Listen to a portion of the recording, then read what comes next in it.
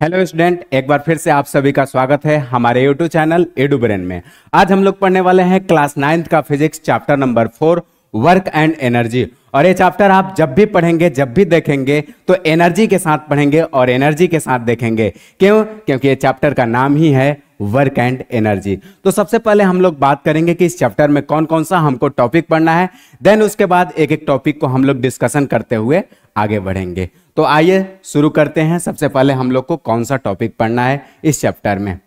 देखिए, टॉपिक आपका लिखा हुआ है कि इस चैप्टर में सबसे पहले हम लोग को कौन सा टॉपिक पढ़ना है। तो सबसे पहले हम लोग को इस चैप्टर में टॉपिक पढ़ना है, जैसे देखिए फर्स्ट में आपको बताया गया क्या, इंट्रोडक्शन। यानी कि जब भी हम लोग कोई भी चैप्टर स्टार्ट करते हैं तो उसका चैप्टर का इंट्रोडक्शन मेन होता है। यानी कि उस चैप्टर में हम लोग को पढ़ना क्या है, उसका इंट्रोडक्शन क्या होगा। देन उसके बाद हम लोग पढ़ेंगे वर्क। क्या? वर्क और एनर्जी लिखा हुआ है चैप्टर का नाम, तो सबसे पहले तो वर्क ही आएगा ना। तो वर्क हम लोग पढ़ेंगे, और जब वर्क पढ़ेंगे तो उसमें हम लोग कंडीशन पढ़ेंगे। क्या? कि condition for work to be done. यानी कि कौन कौन सा ऐसा कंडीशन है जिस कंडीशन से हम लोग बोल सकते हैं क्या, कि वर्क हो रहा है कि नहीं। फिर उसके बाद क्या बोल रहा है कि condition when work is not done. और कौन सा ऐसा कंडीशन है जिस कंडीशन को हम लोग बोल सकते हैं कि वर्क नहीं हो रहा है। यानी कि आपको दोनों बताना है कि वर्क हो रहा है तो कैसे हो रहा है, क्या कंडीशन है। यदि नहीं हो रहा है तो भी बताना है कि क्या कंडीशन है कि नहीं हो रहा है कि नहीं। फिर उसके बाद आपको बताना है यूनिट ऑफ वर्क, यानी कि वर्क का यूनिट क्या होता है, ये भी आपको बताना है। देन उसके बाद हम लोग बताएंगे क्या, कि वर्क जो होता है निगेटिव भी होता है, पॉजिटिव भी होता है और जीरो भी होता है। यानी वर्क जो है तीनों तरह का होगा, पॉजिटिव भी होगा, निगेटिव भी होगा और जीरो भी होगा, है कि नहीं। तो ये आपको क्लियर रहना चाहिए कि वर्क में सबसे पहले हम लोग को जानना होगा कि कौन कौन सा ऐसा कंडीशन है जिसमें हम बोल सकते हैं कि वर्क हो रहा है, और कौन कौन सा ऐसा कंडीशन है जिसमें हम लोग ये बोल सकते हैं कि वर्क नहीं हो रहा है। देन उसके बाद हम लोग जानना होगा यूनिट ऑफ वर्क, और then negative work, positive work and zero work. तो सबसे पहले देखिए, कंडीशन जो है ना, वर्क का कंडीशन वो बहुत इजीली हम लोग रिवाइज कर सकते हैं। क्या? कि वर्क का फार्मूला जो होता है वो क्या होता है, फोर्स इनटू डिस्प्लेसमेंट। अब देखिए, फोर्स इनटू डिस्प्लेसमेंट में आपको क्या देखने को मिलेगा, कि फोर्स और डिस्प्लेसमेंट जो है आपको देखिए, कोई इसमें से एक भी जीरो हो गया ना तो क्या हो जाएगा, जीरो हो जाएगा।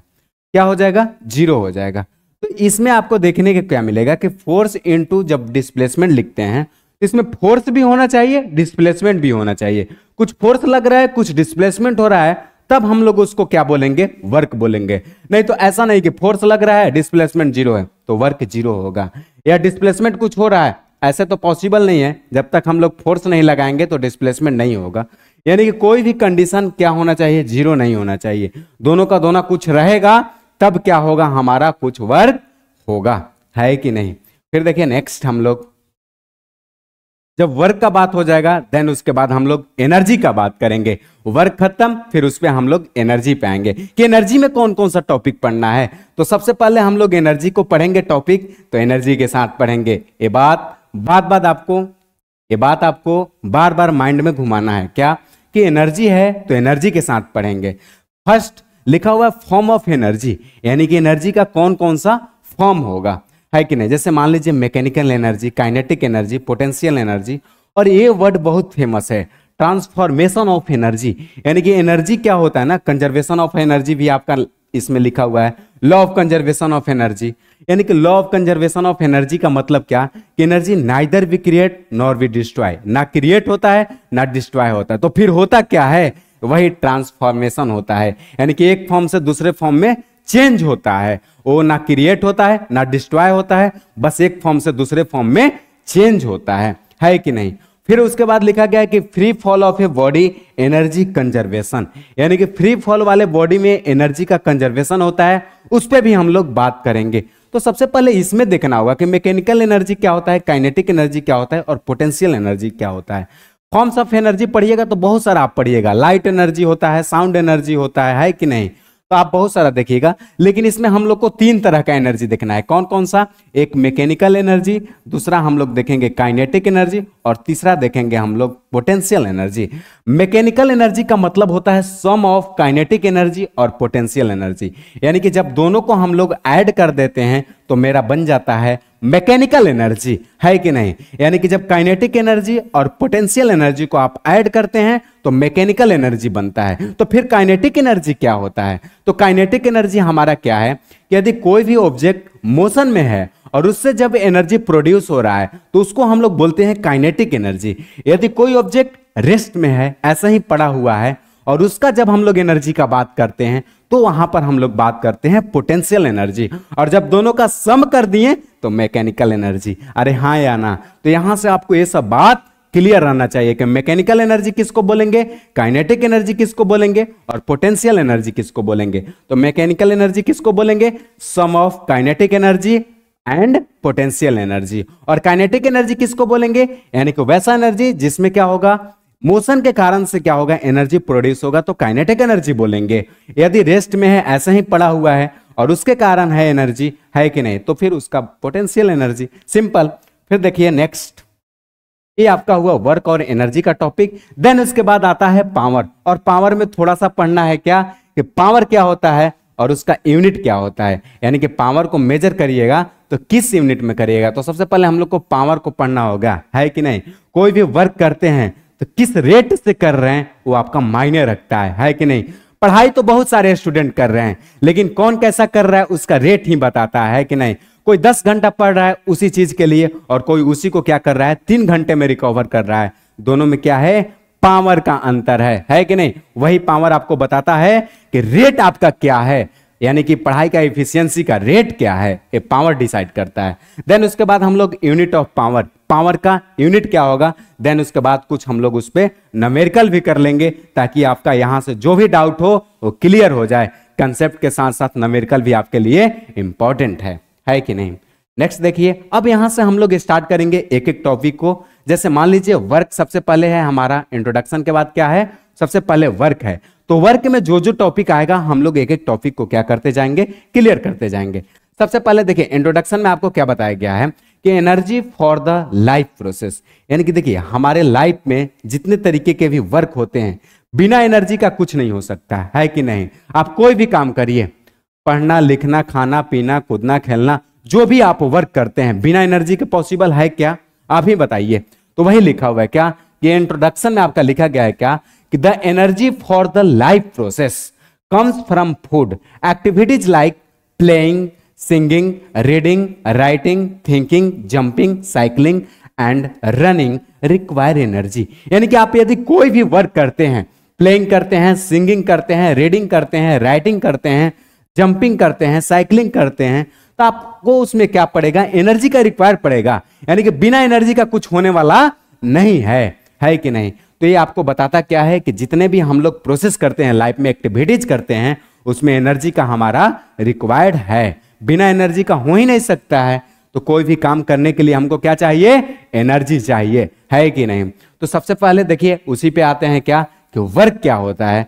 तो पहला नंबर क्या लिखा हुआ है, for doing work energy is required. यानी कि यदि हमको काम को किसी को करना है, किसी काम को करना है तो एनर्जी का रिक्वायर्ड होगा, है कि नहीं। वही लिखा हुआ है कि for doing work energy is required, यानी कि किसी काम को करना है तो एनर्जी रिक्वायर्ड है। फिर देन उसके बाद क्या लिखा हुआ है कि in animal energy is supplied by food they eat. अब क्या होता है कि जब एनिमल का बात करेंगे तो उसके पास से एनर्जी कहां से आएगा, तो फूड को खाने से क्या होगा, उसके पास एनर्जी आएगा। देन उसके बाद हम लोग मशीन का यदि बात करेंगे तो energy is supplied bye fuel, और मशीन में कहां से एनर्जी आएगा, तो फ्यूल से आएगा, है कि नहीं। एनिमल में कहां से आएगा, फूड से आएगा, और मशीन में कहां से आएगा, तो फ्यूल से आएगा। तो हम लोग को कंसेप्ट पता रहना चाहिए क्या कि दो जगह से एनर्जी आएगा। तो हम एनिमल में फूड से आएगा, और हमारा यहां से पता रहना चाहिए क्या कि मशीन में फ्यूल से आएगा, है कि नहीं। ये आपको क्लियर रहना चाहिए, दो जगह से आ रहा है एनर्जी, यानी कि कहीं से ना कहीं से आपको एनर्जी को लेना पड़ेगा। यदि वर्क करना है तो एनर्जी भी चाहिए, बिना एनर्जी का वर्क पॉसिबल नहीं है कि नहीं। अब देखेंगे नेक्स्ट, इसमें क्या लिखा गया है कि this sometimes not work is done in spite of the working hard. अब क्या है इसमें देखिए बहुत इंपॉर्टेंट है कि नहीं, ये आप लोग पर भी अप्लाई होता है। ध्यान से देखेंगे क्या लिखा हुआ है, why sometimes not much work is done in spite of working hard. कभी कभी क्या होता है कि आप हार्ड वर्क कर रहे हैं लेकिन उसका रिजल्ट नहीं मिल रहा है। क्यों? हार्ड वर्क, बहुत सारे लोग बोलते हैं कि हार्ड वर्क मत करिए, स्मार्ट वर्क करिए। नहीं, देखिए जिसको हार्ड वर्क करने आता है क्या उसको स्मार्ट वर्क नहीं करने आएगा? अरे जो साइकिल 8 घंटा चला सकता है धूप में, तो क्या 2 घंटा बाइक नहीं चला सकता है? तो जो हार्ड वर्क कर सकता है वो स्मार्ट वर्क भी कर सकता है। ऐसा नहीं कि आप डायरेक्ट स्मार्ट वर्क में लग जाइएगा, फिर आपको कुछ अलग होने वाला है, आपसे कुछ मिस्टेक जरूर होगा। तो ऐसा नहीं, देखिए क्या होता है कभी कभी कि आप हार्ड वर्क कर रहे हैं लेकिन वर्क उसका इंपॉर्टेंस नहीं मिल रहा है, तो आपको दोनों को लेकर के चलना होगा, हार्ड वर्क को भी करना होगा और स्मार्ट वर्क को भी करना होगा। तब आपका देखिए कॉम्बिनेशन कैसा बन रहा है।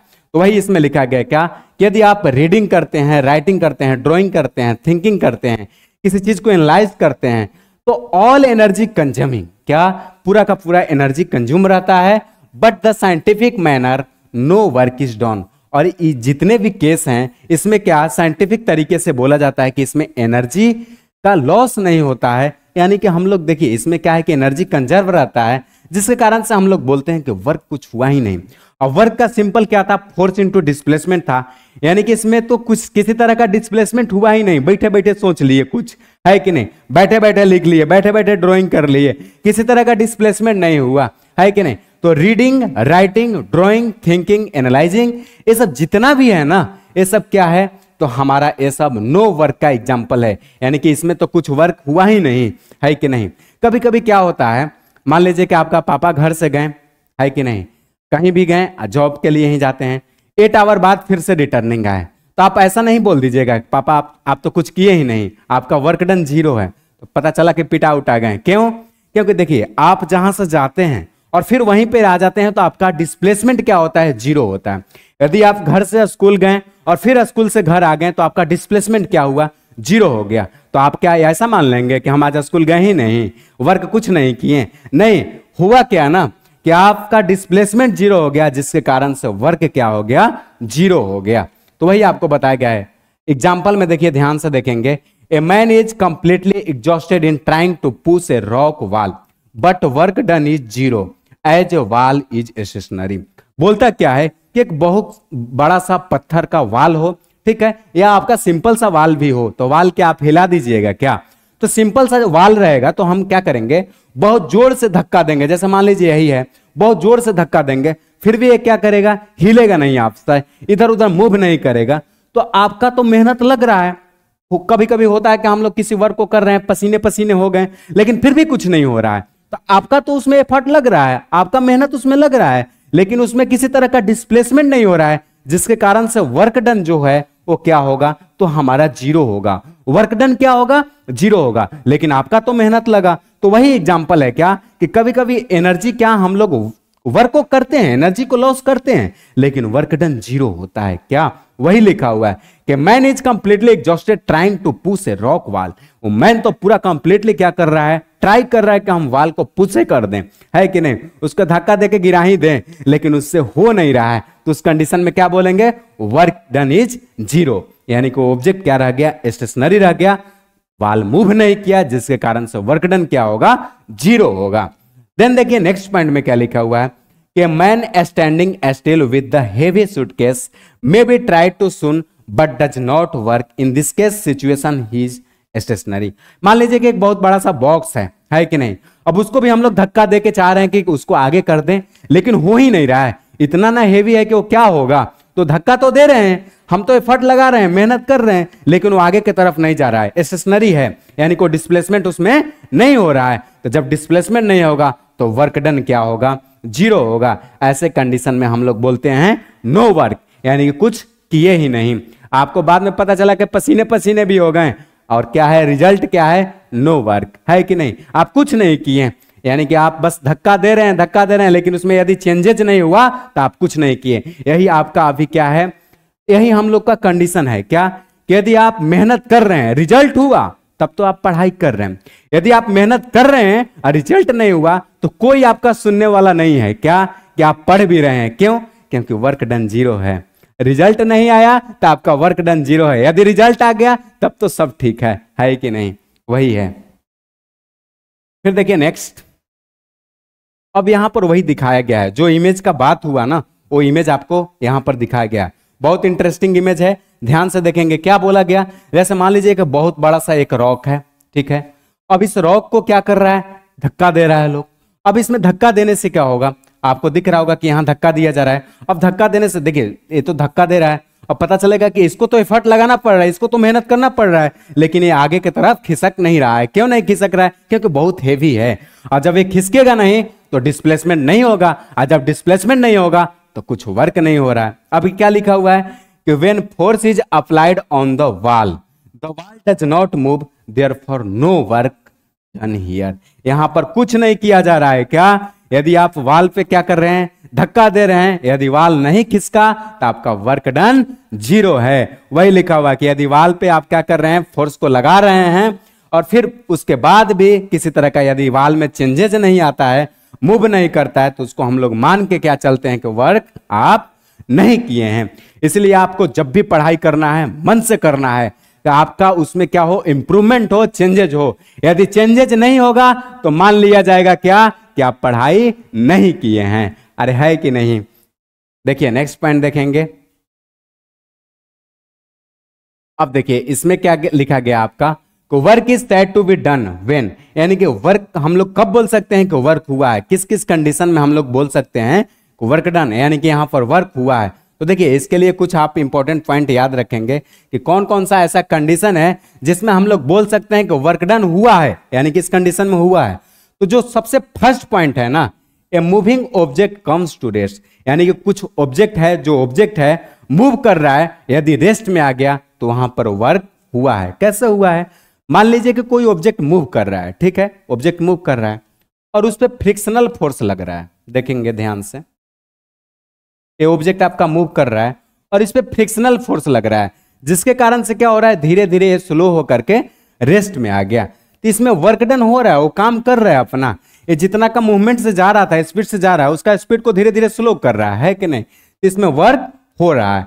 फिर नेक्स्ट में ध्यान देंगे क्या लिखा हुआ है कि an object at rest start moving, यदि ऑब्जेक्ट रेस्ट में है और मूव करना चालू कर दिया, स्टार्ट हो गया, तो उसको भी हम लोग क्या बोलेंगे कि वर्क हो रहा है। फिर नेक्स्ट क्या लिखा हुआ है कि velocity of an object change, यदि किसी ऑब्जेक्ट का वेलोसिटी यदि चेंज हो जाता है तो उसमें भी हम लोग क्या बोलेंगे कि वर्क हो रहा है। मान लीजिए कि 5 का स्पीड है 10 का हो जाए, या 10 का है 5 का हो जाए, तो हम लोग क्या बोल सकते हैं, सिंपल बोल सकते हैं कि वर्क डन हो रहा है। यानी कि वेलोसिटी में चेंजेज होगा तो वर्क डन मेरा होगा, है कि नहीं? फिर देखिए next fourth point, shape of an object change, यदि किसी ऑब्जेक्ट का शेप चेंज होता है तो भी हम लोग क्या बोलेंगे कि वर्क डन हो रहा है, यानी कि वर्क हो रहा है। किसी चीज का शेप चेंज हो रहा है यानी कि वर्क हो रहा है कि नहीं? तो ये सब आपको क्लियर रहना चाहिए। 4 कंडीशन है, यदि क्या कोई ऑब्जेक्ट मूव कर रहा है, रेस्ट में आ जाएगा तो वर्क हो रहा है, यदि रेस्ट में है मूव करने लगा तो भी वर्क हो रहा है, यदि वेलोसिटी में उसका चेंजेस देखने को मिल रहा है तो भी वर्क हो रहा है, और चौथा पॉइंट क्या है, यदि उसका शेप में चेंजेस आ जाएगा तो भी वर्क हो रहा है कि नहीं? नेक्स्ट पॉइंट अब देखेंगे नेक्स्ट में। अब यहां से आपको बताया गया क्या, साइंटिफिक, अब यहां से देखिए ये बात क्या है ना, समझने वाला बात है। हम लोग तो दिमाग लगा देते हैं, लेकिन साइंटिफिकली इसको समझना होगा। कंडीशन क्या है इसका,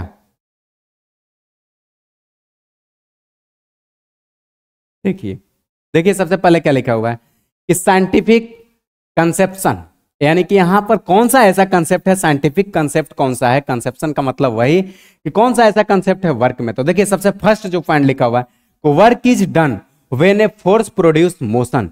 वर्क तब है, जैसे मान लीजिए एक वर्क का फार्मूला लिख रहे हैं तो उसमें 2 चीज आ रहा है, फोर्स और डिस्प्लेसमेंट आ रहा है। तो फोर्स और डिस्प्लेसमेंट आने का मतलब क्या है, वर्क तब पॉसिबल है जब फोर्स लगाएंगे और कुछ डिस्प्लेसमेंट होगा, तब उसमें हम लोग मानेंगे क्या कि वर्क हो रहा है। तो वही लिखा है, work is done when a force produce motion, यदि हम फोर्स लगा रहे हैं और उसमें वो फोर्स क्या कर रहा है, मोशन क्रिएट कर दे रहा है, मोशन को प्रोड्यूस कर रहा है, तब हम लोग मान के चलेंगे कि वर्क हो रहा है। अब फिर क्या लिखा हुआ है, work is said to be done when a force is applied on a body and the body moves under the influence of force. यदि हम लोग किसी ऑब्जेक्ट पे फोर्स लगा रहे हैं और उस फोर्स के कारण ऑब्जेक्ट मोशन में आ गया, मूव करने लगा, तब हम लोग क्या बोलेंगे कि वर्क हो रहा है कि नहीं। देखिए फिर उसके बाद क्या है, कंडीशन ऑफ वर्क, यानी कि वर्क का कौन कौन सा कंडीशन है। तो देखिए फर्स्ट क्या लिखा गया है कि force should be applied on the body. पहला कंडीशन है क्या, कि आपको किसी बॉडी पे फोर्स को अप्लाई करना है। दूसरा कंडीशन क्या है कि उसमें डिस्प्लेसमेंट होना चाहिए, यानी कि ये बस दो चीज पे डिपेंड करता है, फोर्स और डिस्प्लेसमेंट पे। तो फोर्स भी लगना चाहिए और डिस्प्लेसमेंट भी होना चाहिए, तब भी क्या होगा, कुछ वर्क होगा। नहीं तो इसमें से कोई भी जीरो हुआ तो आपका वर्क क्या होगा, जीरो हो जाएगा। तो वही कंडीशन है क्या, कि force should be applied on the object, force तो लगना ही चाहिए, साथ ही साथ आपका उसमें बॉडी शुड बी डिस्प्लेस, और बॉडी में क्या होना चाहिए, डिस्प्लेसमेंट भी होना चाहिए, तब हम लोग उसको क्या बोलेंगे कि वर्क का वो कंडीशन है, वर्क डन हो रहा है कि नहीं। नहीं तो ऐसा नहीं बोलेंगे, एक काम हो रहा है एक नहीं हो रहा है, तब तो अधूरा है, वर्क डन क्या हो जाएगा, जीरो हो जाएगा। अब देखिए आपको इस इमेज से बताया गया है क्या, देखिए नेक्स्ट। अब इसमें आपको बताया गया है कि ए साइक्लिस्ट इज पैंडलिंग द साइकिल। ये जो आपका साइक्लिस्ट दिख रहा है, ये क्या कर रहा है, पैंडलिंग कर रहा है। अब इससे क्या होगा, साइकिल में डिस्प्लेसमेंट होगा, एक जगह से दूसरे जगह मूव करेगा। तो ये सब क्या है, वर्क डन का एग्जाम्पल है। फिर क्या लिखा हुआ है, ए man is lifting and loading upward and downward direction. मान लीजिए कोई ऑब्जेक्ट को क्या कर रहा है, कि किसी चीज को ऊपर की तरफ लिफ्ट कर रहा है, ऊपर नीचे कर रहा है, तो ये सब क्या है, ऐसे उसको डिस्प्लेसमेंट कर रहा है, फोर्स लगा रहा है, उसमें डिस्प्लेसमेंट हो रहा है। तो ये सब किसका एग्जाम्पल है, तो वर्क डन का एग्जाम्पल है। तो एग्जाम्पल तो आप बहुत सारा खुद से दे सकते हैं, है कि नहीं। नेक्स्ट में देखेंगे क्या है, नेक्स्ट भी आपका इंपॉर्टेंट है, work is not done when, यानी कि किस कंडीशन में वर्क डन नहीं माना जाएगा, नहीं होगा, कब। तो फर्स्ट वाला क्या लिखेंगे, देखिए कुल्ली लिखा हुआ है क्या, a coolie carrying some load on his head stand stationary. अब क्या बोला है कि मान लीजिए कि कोई कुल्ली है और अपने सर के ऊपर बहुत सारा वजन लिया है, लेकिन वो खड़ा है, तो उसका वर्क डन क्या माना जाएगा, जीरो माना जाएगा। उसका वर्क डन क्या माना जाएगा, जीरो माना जाएगा। लोड तो लिया है, सर उसका दर्द कर रहा होगा, है कि नहीं, लेकिन फिर भी उसको वर्क डन क्या माना जा रहा है, जीरो माना जा रहा है। वही लिखा हुआ है कि coolie carrying some loaded on his head stand stationary. यदि वो स्थिर खड़ा है तो उसको क्या माना जाएगा कि वर्क डन जीरो है। नेक्स्ट क्या लिखा हुआ है कि man is applying force on a big rock. यदि एक मैन है, पर्सन है, बड़े सा रॉक पे क्या कर रहा है, फोर्स को लगा रहा है, और किसी कारण से उस रॉक में डिस्प्लेसमेंट नहीं हो रहा है, तो उसको क्या मानेंगे, वर्क डन जीरो मानेंगे। क्या मानेंगे, वर्क डन जीरो मानेंगे। नेक्स्ट देखिए, work done by a fixed force. अब work done by a fixed force का मतलब क्या, कि एक फिक्स फोर्स से क्या हो रहा है, कुछ काम हो रहा है, तो हम लोग उसको बोलते हैं work done by fix force. जैसे मान लीजिए आपका एग्जाम नहीं रहता है, नॉर्मल डेज आपका क्या होता है, स्कूल चलते रहता है, तो आपका क्या होता है, वर्क डन बाय फिक्स वाला रहता है। क्या, रोज जा रहे हैं, बैग लेकर के उसी तरह से जा रहे हैं, उसी तरह से लेके आ जा रहे हैं, लेकिन आपका एग्जाम रहता है, उस समय आपका ड्यूरेशन जो है थोड़ा सा ज्यादा हो जाता है। आप रात में जग के पढ़ने लगते हैं, एग्जाम देने जाने से पहले पढ़ने लगते हैं, आपका ड्यूरेशन उस समय चेंज हो जाता है कि नहीं। तो वही बोला गया क्या, work done by a fix force, यानी कि एकदम फिक्स फोर्स से वर्क डन होता है, उसका बात लिखा गया है। फर्स्ट क्या लिखा है, work done is moving a body is equal to the product of force and displacement of body in the direction of force. यानी कि वर्क डन है क्या, तो फोर्स, प्रोडक्ट किसका है, तो फोर्स और डिस्प्लेसमेंट का प्रोडक्ट है कि नहीं। वही बोला है कि क्या है, कि फोर्स और डिस्प्लेसमेंट का जो प्रोडक्ट होता है वो होता है हमारा वर्क डन, है कि नहीं। और कब, मान लीजिए कि जिधर फोर्स लगा रहे हैं उधर डिस्प्लेसमेंट हो रहा है, तब उसको हम लोग वर्क डन मानते हैं। कैसा वाला, पॉजिटिव वाला। अब ये नहीं कि लगा रहे हैं फोर्स उधर और उल्टा डायरेक्शन में हो, तो क्या बोलेंगे, उसको निगेटिव बोलेंगे, और कुछ नहीं होगा तब तो जीरो बोलेंगे ही, है कि नहीं। नेक्स्ट देखिए, अब इस इमेज में आपको वही बताया गया है, ध्यान से देखेंगे। अब इसमें क्या बताया गया है कि जैसे एक टेबल है, ठीक है, अब यहां पर आपको फोर्स लगाया जा रहा है, ध्यान देंगे। एक टेबल है, एक ब्लॉक रखा हुआ है, अब यहां से फोर्स लगाया जा रहा है, फोर्स इधर की तरफ लगाया जा रहा है, तो ये जो ब्लॉक है यहां से ब्लॉक यहां पर शिफ्ट हो गया, है कि नहीं। तो इसके बीच में क्या हुआ, यहां से लेके यहां तक कुछ डिस्प्लेसमेंट हुआ, ध्यान देंगे। क्या हुआ, यहां से लेके यहां के बीच में कुछ डिस्प्लेसमेंट हुआ। यदि फोर्स लगाएं और कुछ डिस्प्लेसमेंट हो गया, तो उसी को तो वर्क डन बोलते हैं। तो आप यहां से यदि फोर्स लगा रहे हैं और कुछ डिस्प्लेसमेंट हो जाए तो उसको वर्क डन बोलेंगे। तो इसको हम लोग क्या बोलेंगे, वर्क डन का कंडीशन बोलेंगे। और वर्क डन का फॉर्मूला क्या होता है, तो ये तो बार बार बता रहे हैं क्या कि force into displacement. Work done का फॉर्मूला क्या होगा, फोर्स इंटू डिस्प्लेसमेंट, है कि नहीं। तो ये आपका वर्क डन का फॉर्मूला होता है। ये तो आपको पता होगा पहले से भी, है कि नहीं। तो क्या लिखा हुआ है, work equal to force into displacement, ये आपको पता रहना चाहिए। देखिए वो आपको बात लिखा भी है कि work equal to force into displacement, यानी कि W equal to F into S, आप लिख सकते हैं F into S. Work is a scalar quantity, ये सब आपको फिजिकल क्वांटिटी पता रहना चाहिए कि कौन मेरा स्केलर क्वांटिटी है और कौन वेक्टर क्वांटिटी है।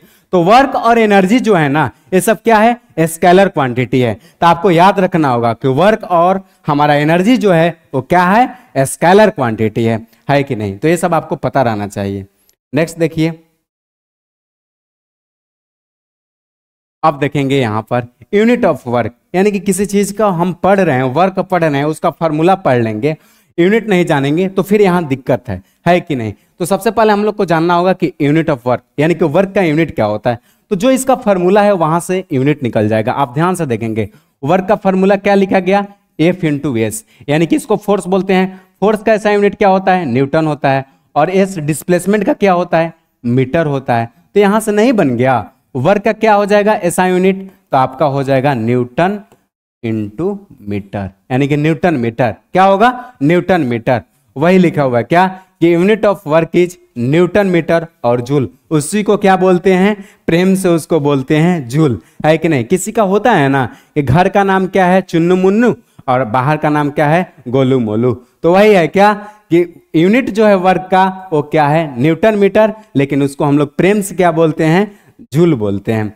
फिर क्या लिखा हुआ है कि when a force of 1 newton moves a body through a display, यहां पर क्या लिखा हुआ है कि distance of 1 metre in its on direction then the work done is 1 joule. ये बहुत सिंपल है। क्या बोल रहा है कि यदि मान लीजिए कि 1 न्यूटन का फोर्स लगे, ठीक है क्या, यदि मान लीजिए कि 1 न्यूटन का फोर्स लगे और 1 मीटर का डिस्प्लेसमेंट हो, क्या हो, दोनों 1 हो जाए, फोर्स भी 1 न्यूटन का लगे और डिस्प्लेसमेंट भी 1 मीटर का हो, तो उस कंडीशन को हम लोग क्या बोलेंगे, 1 जूल बोलेंगे। क्या बोलेंगे, 1 जूल बोलेंगे। वर्क डन तो हो रहा है, लेकिन कितना हो रहा है, तो 1 जूल हो रहा है। क्यों, क्योंकि यहां भी फोर्स 1 न्यूटन है और यहां पर डिस्प्लेसमेंट भी क्या है, 1 मीटर है। तो उस कंडीशन में क्या बोलेंगे, 1 जूल बोलेंगे, है कि नहीं। अब यहां पर आपको लिखा हुआ है, इंपॉर्टेंट है, 1 जूल इक्वल टू क्या होता है, 1 न्यूटन इंटू 1 मीटर, यानी कि 1 joule equal to 1 newton metre. आप ऐसे बोल सकते हैं, है कि नहीं। दोनों को 1 1 कर देंगे तो उधर वाला भी 1 हो जाएगा। तो ये कोई बड़ा रॉकेट साइंस नहीं है कि नहीं, सिंपल बात है। अब देखिए नेक्स्ट आप देखेंगे, देखिए अब इसमें आपको इमेज में दिखाया गया है कि नहीं। आप इमेज को ध्यान से देखेंगे, इसमें क्या है, इसमें बताया गया है क्या, work is done against gravity. एक कैसा वर्क हो रहा है, तो आपको ग्रेविटी के अगेंस्ट हो रहा है, यानी कि ग्रेविटी के उल्टा। ग्रेविटी नहीं चाहता है कि आप ऊपर की तरफ जाएं, है कि नहीं। ग्रेविटी हमेशा चाहता है क्या, आपको नीचे गिराना। जैसा आपका मन है ना, उसी तरह से ग्रेविटी का काम है। आपका मन भी हमेशा क्या चाहता है, आपको नीचे गिराना। यदि मन के अकॉर्डिंग आप चलेंगे ना, तो आपका ग्रोथ नहीं होगा, आपका इंप्रूवमेंट नहीं होगा। यदि मन से ऊंचे सोचेंगे ना, यानी कि मन के विचार को आप ऊंचे करेंगे, लेवल को बढ़ाएंगे, तब आपका इंप्रूवमेंट होना शुरू हो जाएगा। और ग्रेविटी का भी यही वर्क है, वो हमेशा क्या चाहता है, किसी भी ऑब्जेक्ट को नीचे की तरफ खींचना चाहता है। ग्रेविटी का यही है। और यदि उसको उल्टे डायरेक्शन में जा रहा है, तब तो आप निगेटिव वर्क कर रहे हैं। उसके अनुसार क्या है, work is done against gravity. इस कंडीशन में क्या हो रहा है, ये नीचे से ऊपर की तरफ जा रहा है। तो इस कंडीशन में क्या हो रहा है कि हम लोग बोल सकते हैं क्या, कि जो वर्क डन हो रहा है ग्रेविटी के अगेंस्ट में हो रहा है कि नहीं, ड्यूरिंग क्लाइंबिंग स्टेयर। यदि आप सीढ़ी पर चढ़ रहे हैं तो क्या हो रहा है, ग्रेविटी के अगेंस्ट में वर्क हो रहा है, उसके अपोजिट में हो रहा है कि नहीं। तो वो बात ये लिखा गया है, आप इमेज से ध्यान से देख सकते हैं। फिर देखिए नेक्स्ट,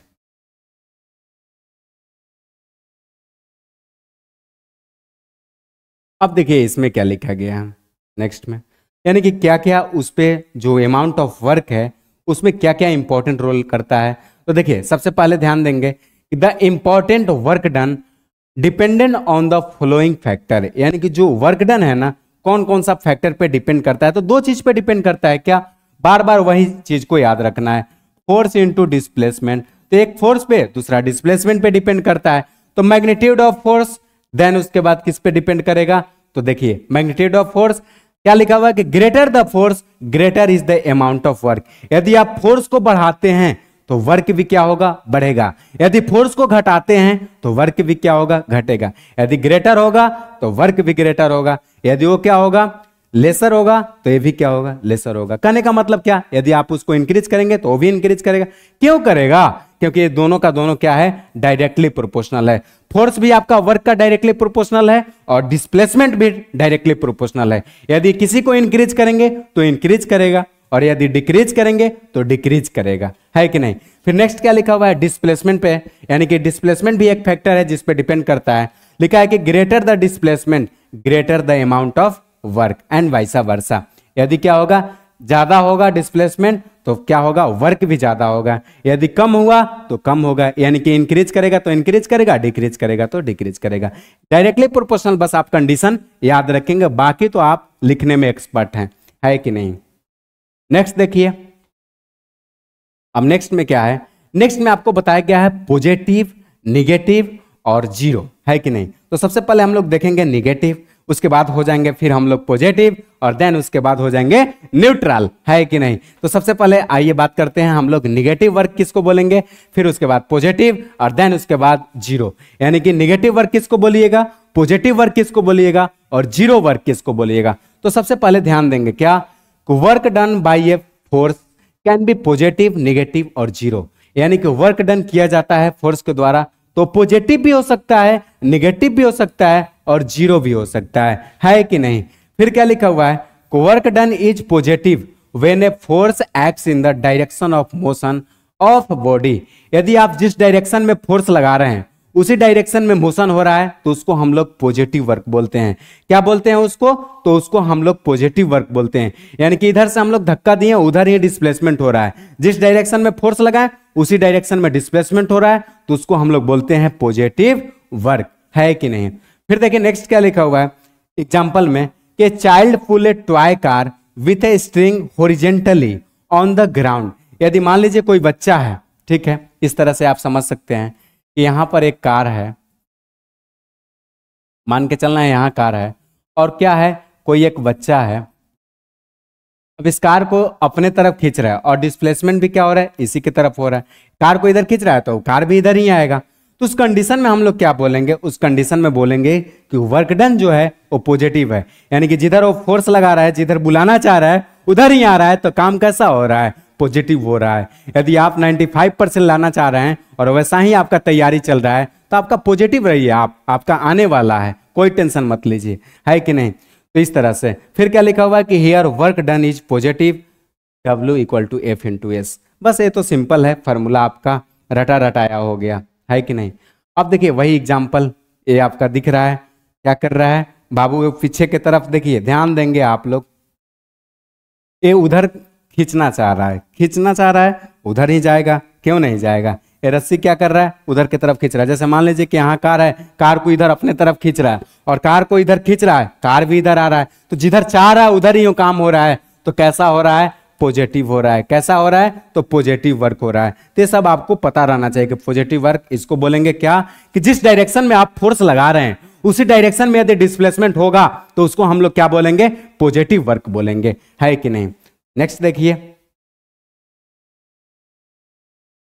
नेक्स्ट में आता है निगेटिव वर्क। क्या आता है नेक्स्ट में, निगेटिव वर्क। यानी कि निगेटिव वर्क किसको बोलेंगे, पॉजिटिव पॉजिटिव तो बोल दिए, अब निगेटिव किसको बोलेंगे, तो ध्यान देंगे वर्क डन इज निगेटिव। यानी कि वर्क डन किसको निगेटिव बोलेंगे, तो हम लोग किसको बोलने वाले हैं, when a force act the opposite to the direction of motion of the body. यदि मान लीजिए कि हम फोर्स उधर लगा रहे हैं और डिस्प्लेसमेंट क्या हो रहा है, नहीं हो पा रहा है या उल्टे डायरेक्शन में हो रहा है, तब हम लोग उसको बोलते हैं क्या, कि निगेटिव वर्क डन हो रहा है। अरे पढ़ाई तो कर रहे हैं लेकिन परसेंटेज और कम होते जा रहा है, तो कैसा है, ये पढ़ाई निगेटिव हो रहा है, ये पढ़ाई मन से नहीं हो रहा है कि नहीं। मान लीजिए कि आपका 9 क्लास में था 90% आता था और 10 में आते ही आपका 85 हो गया, 80 हो गया, तब तो ये निगेटिव बात है कि नहीं।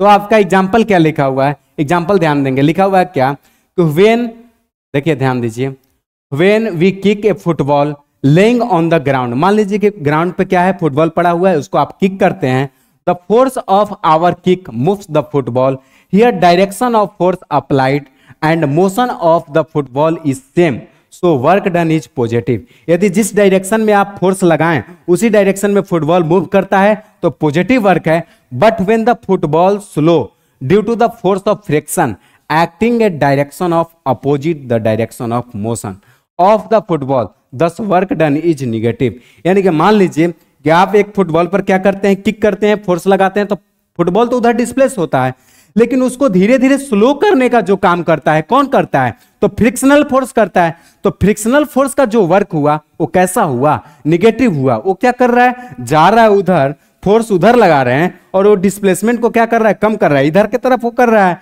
यानी कि इसके कारण से क्या होता है, ये जो फ्रिक्शनल फोर्स है ना वो निगेटिव वर्क करने का काम करता है। कैसा काम करने का करता है, निगेटिव वर्क, है कि नहीं। नेक्स्ट देखिए, इसका भी एग्जाम्पल हम लोग देख लेते हैं। ये आपका इसका एग्जाम्पल है कि नहीं। ये आपका एग्जाम्पल में आपको बताया गया है क्या कि ये बच्चा जो आपको दिख रहा है ना, ये क्या करेगा, फुटबॉल को हिट करेगा, ठीक है, किक करेगा। अब ये जब फुटबॉल को किक करेगा तो इधर से तो फुटबॉल ठीक है, जिधर फोर्स लगाया उधर फुटबॉल जाएगा, लेकिन धीरे धीरे स्लो होगा तो उसमें कौन सा फोर्स काम कर रहा है, फ्रिक्शनल फोर्स काम कर रहा है, जिसके कारण से क्या कर रहा है, इस फुटबॉल को स्लो करने का वो काम कर रहा है कि नहीं। देखिए नेक्स्ट, फिर उसके बाद ये सब आपको ध्यान में रखना है कि पॉजिटिव वर्क का एग्जांपल क्या हो सकता है, नेगेटिव वर्क का एग्जांपल क्या हो सकता है और जीरो का एग्जांपल क्या हो सकता है। और देखिए आपका ये थर्ड पॉइंट आ ही गया कि वर्क डन हम लोग इस कंडीशन में क्या बोलेंगे, जब जीरो होगा तो क्या बोलेंगे उस कंडीशन में। ध्यान दीजिए, बोला गया है कि work done is zero when a force act a right angle to the direction of motion. यानी कि क्या, जब मान लीजिए कि फोर्स और डिस्प्लेसमेंट, देखिए वर्क इक्वल टू क्या है, फोर्स इंटू डिस्प्लेसमेंट है, तो ये जीरो का कंडीशन तब होगा जब दोनों क्या होगा, परपेंडिकुलर होगा। क्या होगा, दोनों जब परपेंडिकुलर होगा। क्योंकि जब होता है एफ क्रॉस एस होता है ना, तो इसको हम लोग लिखते हैं एफ एस कॉस थीटा। क्या लिखते हैं, एफ एस कॉस थीटा लिखते हैं, ऐसा लिख देते हैं। और देखिए कॉस थीटा आपका जीरो कब होता है, तो कॉस थीटा आपको पता रहना चाहिए। जैसे साइन जीरो जीरो होता है तो कॉस थीटा जीरो कब होता है, तो 90 डिग्री पे आपका कॉस थीटा जीरो होता है।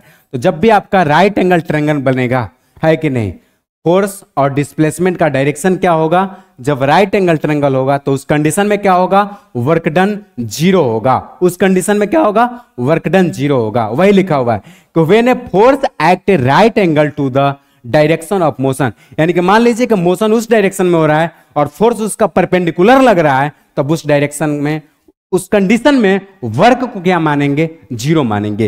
यानी कि फोर्स लगा रहे हैं इधर से और डिस्प्लेसमेंट हो रहा है इधर से, तो इस कंडीशन में क्या बोलेंगे, वर्क डन मेरा जीरो है।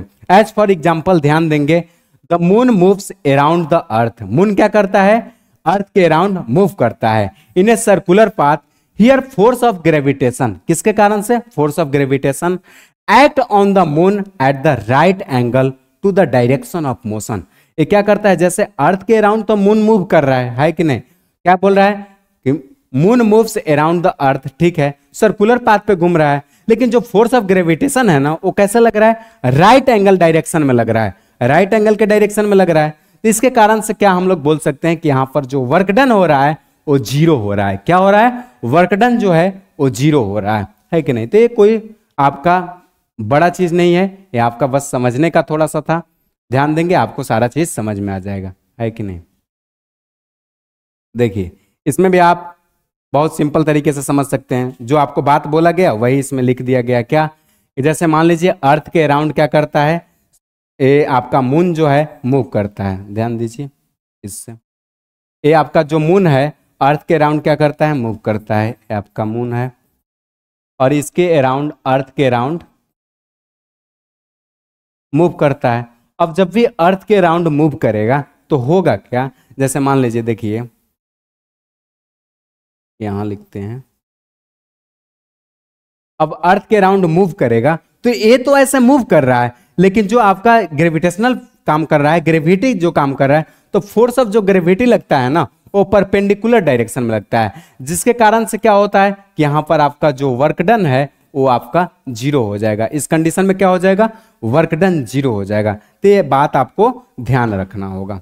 और देखिए एक और पॉइंट इंपॉर्टेंट आपको लिखा हुआ है, क्या, एक कंडीशन आपको पता रहना चाहिए, कोई भी आपका कंडीशन एकदम क्या रहना चाहिए, क्लियर रहना चाहिए कि negative sign indicate the work is done against the gravity. यानी कि इसमें निगेटिव साइन जो रहता है वो क्या बताता है कि आप ग्रेविटी के अगेंस्ट वर्क को कर रहे हैं, जैसा हम चाह रहे हैं, जैसा ग्रेविटी चाह रहा है वैसा काम नहीं हो रहा है, जिसके कारण से साइन उसको क्या मिला है, निगेटिव मिला है। नोट पॉइंट यहां पर आप ध्यान रखेंगे, क्या लिखा हुआ है कि if work is done against the direction of motion यानी कि gravity, then taken as a negative. वही बात फिर से, यदि ग्रेविटी के अपोजिट डायरेक्शन में वर्क होगा तो उसको हम लोग निगेटिव साइन से रिप्रेजेंट करेंगे, है कि नहीं।